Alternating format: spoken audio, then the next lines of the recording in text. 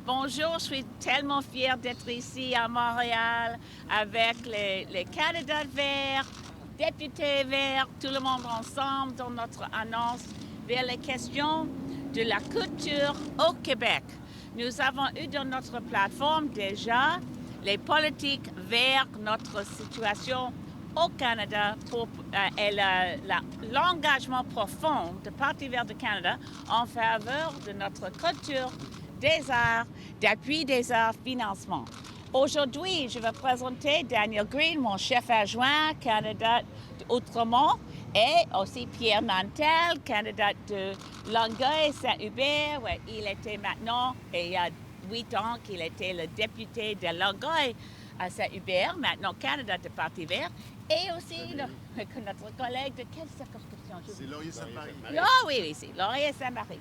Alors, nous avons, à ce moment, je veux donner la parole à Daniel Green, premièrement, et Pierre Nantel, pour expliquer l'aspect particulièrement important au Québec pour notre engagement comme un parti national en faveur de protéger la culture, les arts, les émissions, et les pièces, toutes les choses qui sont dans le cœur des Québécois et Québécoises.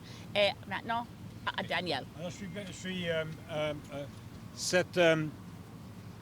cette position a été écrite conjointement avec Pierre Nantel, qui a une vaste expérience en art et culture au Québec. Évidemment, Jamil aussi, qui est artiste québécois bien connu. Lui, c'est un artiste. Alors, il est clair que le Parti vert du Canada reconnaît la culture québécoise et aussi l'importance, évidemment, dans un cadre plus large canadien, l'importance de la francophonie et la culture francophone au pays. Dans notre plateforme canadienne, on parle évidemment de protéger la spécificité de la culture québécoise. Nous avons développé quelques points assez précis dans notre plateforme. Je vais laisser Elisabeth parler concernant la TPS et les géants du Web, mais il est clair que, et on l'a vu dans le débat au Québec, toute la question des plateformes numériques et le droit du Québec d'avoir son mot à dire de comment est-ce qu'entre autres l'entente Netflix va s'appliquer à la culture québécoise, le contenu québécois dans la production de Netflix. On veut évidemment bonifier la représentation du Québec dans les organismes subventionneurs au niveau de la culture au Québec. On a rajouté un point intéressant concernant avoir plus de représentants québécois au niveau de la CRTC. C'est bien important pour nous. On propose évidemment l'application de la loi 101, de la Charte de langue française, aux entreprises québécoises de juridiction de compétences fédérales. Et finalement, et je vais laisser Pierre parler de la plateforme, des plateformes innovantes que le fédéral devrait appliquer. Alors, Pierre, je te laisse la parole. Bonjour tout le monde. Bien, écoutez, vous savez très bien qu'il n'y a personne au Parlement à Ottawa qui a plus milité pour la protection et pour la diffusion, la visibilité du contenu du Québec sur les grandes plateformes du Web. Il est très clair que cette bataille continue et qu'elle n'est plus que jamais d'actualité. On voit bien aujourd'hui à quel point les créateurs, les ayants droit sont défavorisés par ce système actuellement, par la non-intervention de nos entités fédérales sur les grands géants du Web, sur tous ceux qui s'enrichissent sur les plateformes Web à partir de la culture sans que les ayants droit, sans que les artistes, par exemple, puissent toucher leur part du lot. Je vais vous citer un seul exemple qui m'apparaît le plus éloquent. Le groupe Alpha Rococo, par rapport à une de ses chansons à succès qui, en radio, avait une belle diffusion, a obtenu en tout et pour tout environ 16 000 $ de redevances pour une chanson que tout le monde a fredonnée dans sa vie de tous les jours. Mais pendant la même période, sur Spotify, l'artiste, le groupe Alpha Rococo, a reçu, je vous rappelle, 16 000 $ par rapport à la diffusion sur nos médias ici, et a reçu sur Spotify la modique somme de 11 $. 11 $ pour un créateur, pour la même chanson, dans la même période, alors qu'il a touché 16 000 $ dans le système qui a fait naître et qui a fait croître la culture du Québec, le contenu canadien au sens large. Ces mesures-là qui ont été prises depuis 40 ans, 50 ans, qu'on pense au prix Juno, qui porte le nom de Pierre Junot, ces quotas que nous avons instaurés pour favoriser la création, la production de contenu de chez nous, Eh bien, aujourd'hui, plus que jamais, il faut les maintenir, il faut les mettre à jour. On ne retournera pas en arrière. Les nouvelles plateformes de diffusion et le streaming ont bien évidemment été la nouvelle manière de consommer la culture. Il faut s'assurer que le contenu canadien, que le contenu québécois, la culture d'ici, ne se louisianise pas, demeure quelque chose de très courant et protégé et valorisé. Et pour le moment, les interventions sont nécessaires. Je suis heureux de voir quand maintenant, aujourd'hui, les libéraux se sont enfin réveillés pour dire qu'ils vont s'assurer d'imposer une certaine forme de taxe sur les revenus des GAFA. Bien, tant mieux. Alors, c'est la preuve que de parler, que l'opposition a sa place pour allumer constamment le gouvernement sur des enjeux que les milieux culturels demandent depuis si longtemps. Je vais céder la parole à Jamel ici. Oui, exactement. Je suis l'artiste du Quatuor C'est et j'aimerais faire appel à tous mes amis artistes à se soulever là-dessus. Je trouve que nous, les artistes, nous avons été très silencieux dans cette campagne-là et je pense que le Parti vert du Canada est vraiment le parti qui porte, qui reconnaît notre spécificité québécoise. C'est vraiment important d'agir maintenant. On nous avait promis, avec l'arrivée d'Internet, on nous avait promis de pouvoir rejoindre le plus large public possible du monde. Et c'est vrai, on l'a rejoint. Mais ce qu'on ne nous avait pas dit, c'est que ce serait gratuitement. On ne nous avait pas prévenu de ça. Et là, il y a 3 pipelines en ce moment au Canada. Il y a le Trans Mountain qui est inacceptable, il y a le GNN qui est inacceptable, et il y a ces géants du web qui ponctionnent la culture canadienne sans payer un sou. C'est totalement inacceptable. Et ça fait 4 ans que le Parti libéral travaille, soi-disant, à défendre notre culture. 4 ans. Pendant ces 4 ans, je vois mes amis qui vivaient déjà en dessous du seuil de la pauvreté, qui sont actuellement complètement dans la misère. Il serait temps de se lever et puis de réagir. Ouais. C'est une urgence. Ouais. Et je veux dire quelques mots en anglais maintenant. Et je veux dire aussi, je suis d'un grand merci à nos Canada ici au Québec, tellement fort se battre pour protéger la culture du Québec et du Canada. Nous sommes ensemble une équipe forte et verte to défendre la culture du Québec. So in English, I just want to say a bit about our arts and culture policy. I'm so pleased to be here today to make some points. Look, culture is part of our economy. Arts and culture contribute to the Canadian economy. Our artists, our screenwriters, our actors contribute to our economy. Filmmaking contributes to our economy. We act as though the only things that contribute to our economy are things that are killing us. We actually have green jobs now, and arts and culture jobs are green jobs. Absolutely. So what we say in our major plank, in our platform, is that we will support a major increase to our public broadcaster of $1 billion a year to get Canada's public broadcaster to the same level per capita as BBC is in England, in the United Kingdom. Et aussi, I'm speaking in English now, we have to also ensure that Radio-Canada is strong enough to reach the Francophone population wherever. Franco-Manitobans, Acadians in Atlantic Canada, Franco-Ontarians, and clearly the population of Quebec deserves high-quality broadcasting and the right to have content that is Canadian. So, as Pierre Nantel has just said, we will take on the web giants, we'll take on the online servers, they will be taxed with sales tax, and there are other ways in which we plan to tax the online companies, not just the arts and culture ones, but of course we're looking at Airbnb, we're looking at Amazon.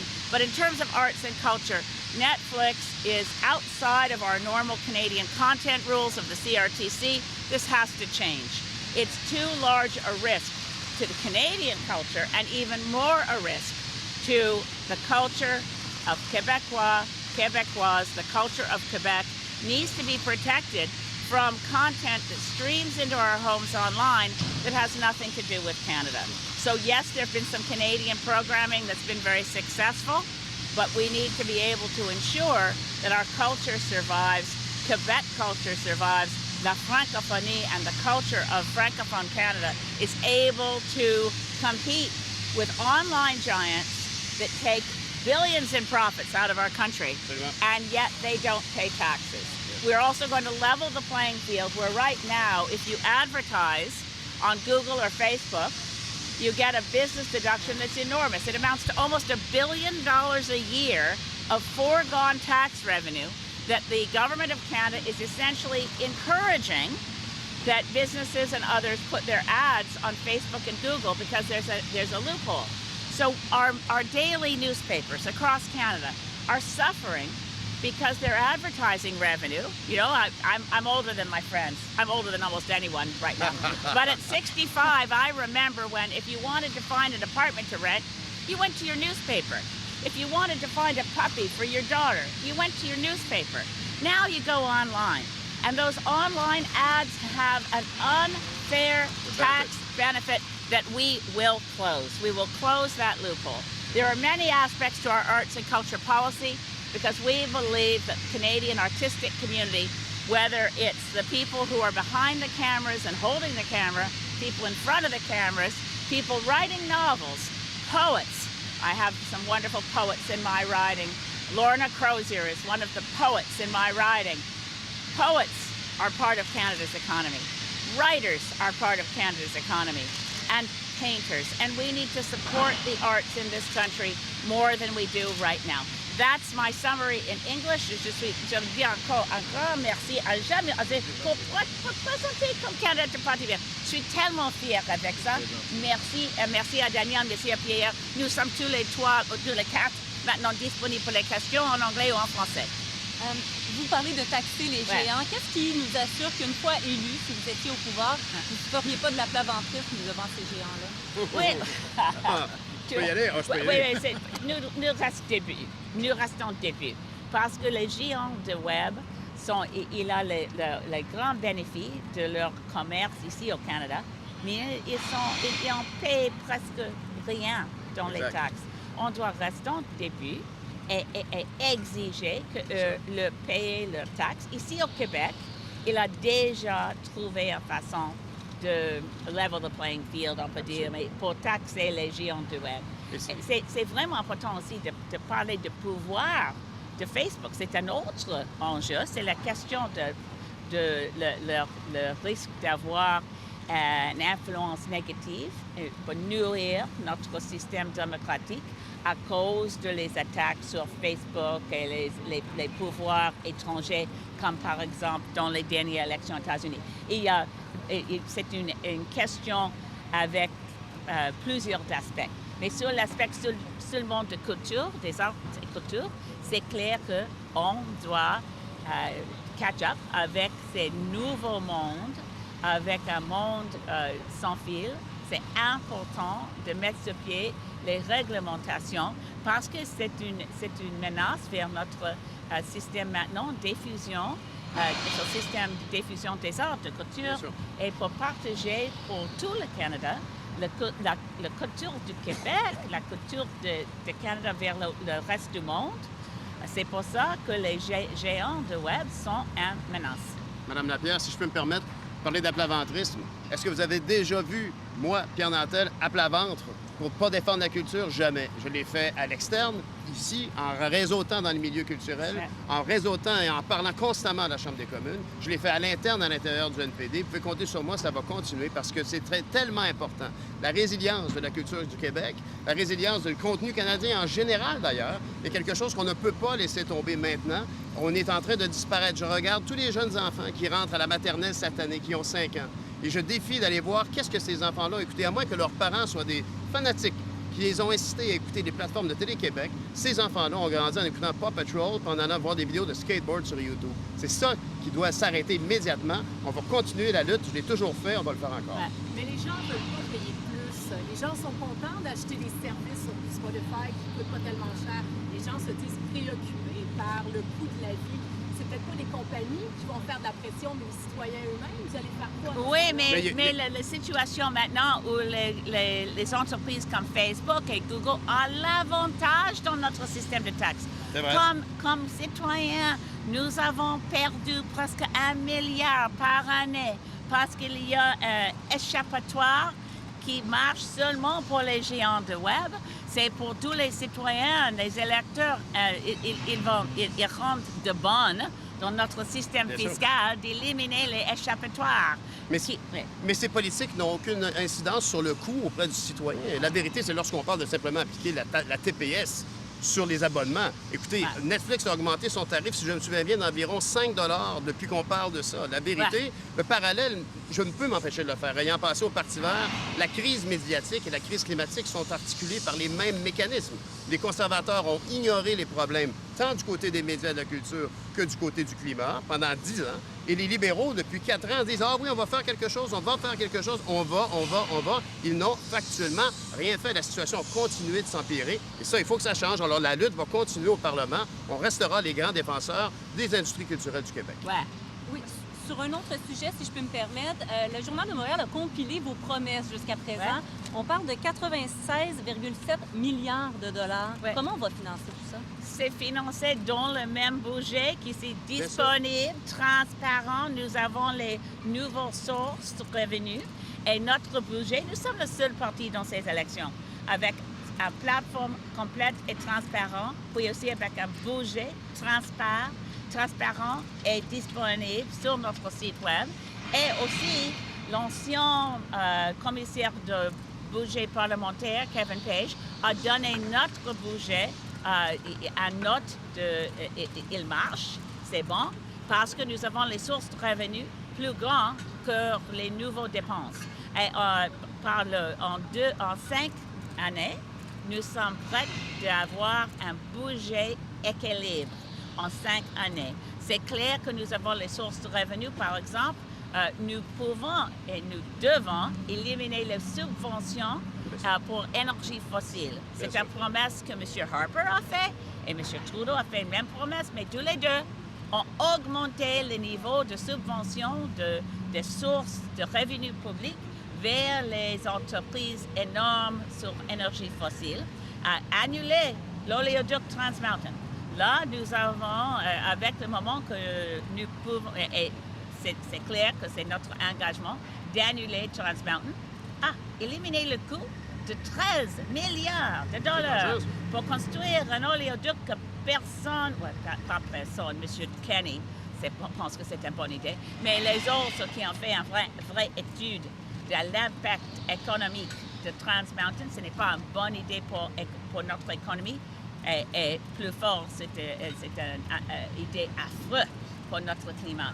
Il y a les autres sources de revenus dans notre plateforme, éliminer les échappatoires, comme j'ai dit, pour stock options, c'est un autre échappatoire, et aussi pour augmenter les niveaux de taxes sur les profits des grandes entreprises. Les grandes entreprises à 21%, augmenter de maintenant c'est 15%, et ajouter toutes les nouvelles sources de revenus, pas une seule augmentation de taxes sur les revenus pour les Canadiens, mais nous avons une taxe sur la richesse.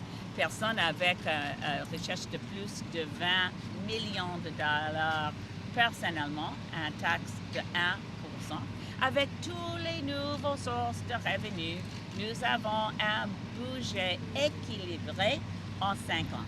Mais il y a bien des fiscalistes, des experts, en fait, qui disent que c'est fiscalement impossible. Non, monsieur, c'est pas impossible. La plus grande menace, à l'avis de le bureau de budgétaire parlementaire, c'est un bureau non partisan, évidemment, mais ils ont dit que la menace vers notre source de revenus, c'est les efforts des grandes entreprises et des personnes plus riches d'éviter leurs responsabilités avec leurs avocats, avec leurs efforts, d'éviter leurs responsabilités.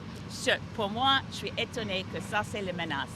C'était la menace qui était clairement dit dans le revue de notre budget par l'Office budgétaire parlementaire. Alors, et si je peux revenir à la culture ici, je peux vous dire quelque chose. Au moment où on se parle, le gouvernement canadien, c'est pas une question d'investissement qui est en cause, c'est une question d'avoir le courage de revoir nos cadres réglementaires. Au niveau culturel, actuellement, le gouvernement, comme je disais tout à l'heure, 10 ans de gouvernement conservateur qui n'a rien fait, et 4 ans où les libéraux ont dit qu'ils allaient faire quelque chose, ça fait qu'on n'est complètement pas à jour. Quand le CRTC annonce, il y a environ 18 mois, qui considère qu'il va falloir mettre à jour sa façon de faire des licences pour les grands fournisseurs, les OTT, les Netflix, les Amazon Prime de ce monde, et qui se fait dire, on va attendre, on va faire un autre comité. Bien là, on est dedans. On est dans la commission Yale qui doit remettre son rapport en janvier 2020. On remarquera ici que les libéraux ont demandé une remise de ce rapport après l'élection, par un manque de courage, certainement. Mais par contre, on peut prendre au mot M. Rodriguez, qui s'est engagé à appliquer les recommandations de la commission Yale. Le rapport intérimaire est éloquent sur l'état des lieux. Alors aujourd'hui, vous pouvez vous assurer une chose, le Parti vert va talonner M. Rodriguez pour que, ou un ministre de la Culture conservateur s'il en est un, pour qu'en bout de ligne, ces commissions soient, les recommandations de la commission Yale soient appliquées. Parce que la solution réside ici dans la réforme du cadre autour de la diffusion sur l'Internet. Can I repeat that in English? Because there have been a lot of comments on our budget that I think are quite mistaken and confused. We're the only party right now, and I find this shocking. Mr. Scheer has still not put out his platform, much less his budget. We've put out our full platform, and we've provided a full budget. And we had 24 planks of our budget reviewed by the Parliamentary Budget Office. We've published all of them. We're the only party right now that has produced a full budget, a full platform, and has opened it to public scrutiny. Kevin Page, the former Parliamentary Budget Officer, has reviewed our platform and says, yes, it passes. It covers all the things one wants to know about a budget. The uncertainties that the Parliamentary Budget Office found, and it's confusing because there are two different uses of PBO here. Our current Parliamentary Budget Office has reviewed 24 planks of our platform.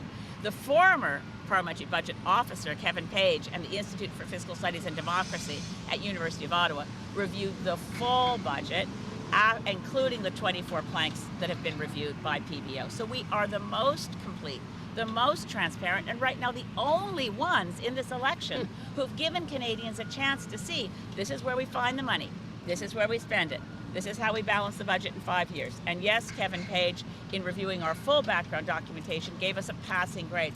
I don't know where the other party leaders think they are on these questions. Maybe they regard the scrutiny we get, because we went first, as a sign that they should keep hiding their plans. I encourage them to make their plans public. Mr. Scheer, where is your platform? Let's see the budget, Mr. Trudeau. Where do you think you will find the funds? And of course, Mr. Trudeau plans on running larger deficits. That's not a bad idea. We need more investment right now in Canada. Investment's relatively flat, but we need to see what are your plans. Share with Canadians. Mr. Singh, we have not seen a full budget from the NDP. We know some of their promises. They were the first to go forward with their platform. Full marks for that. But how do you pay for it? We're the only party in this election that has been forthcoming.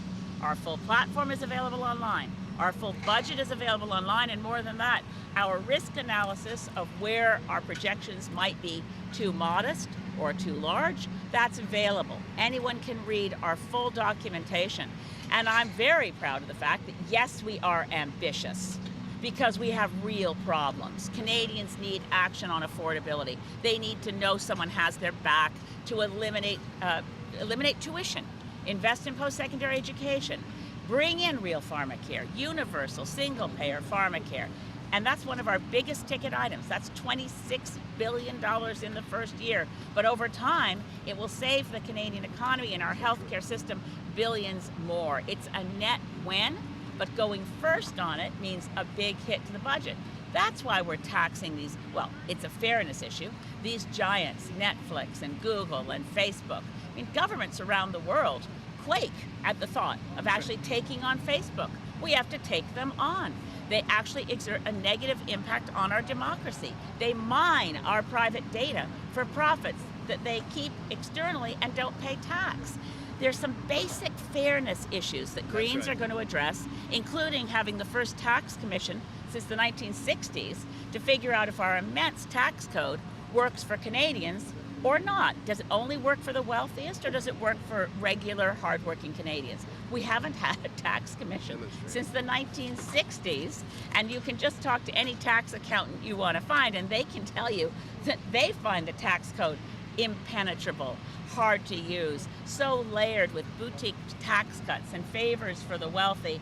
And yes, it may prove to be very progressive, but nobody's studied it in years. So right now, the Green Party, with our progressive policies for social justice, to get rid of tuition, to get rid of the existing student debt, to bring in pharmacare, to bring in dental for low-income Canadians, all of that we have costed, and we found the money to pay for it, and at the same time, to make sure that our economy moves out of the fossil fuel era and into the new economic revolution of green energy and clean technology. On doit le faire. C'est absolument nécessaire d'avoir les programmes ambitieux avec un budget transparent. Et maintenant, je suis, comme tous les candidats verts ici au Québec, nous sommes tellement fiers. Maintenant, nous sommes le seul parti dans cette élection avec un programme transparent, avec tous les détails disponibles et avec un programme d'espoir pour tout le monde, pour une société plus juste, plus égale et plus durable, et aussi pour protéger la culture ici au Québec. Merci. Bravo. Madame May.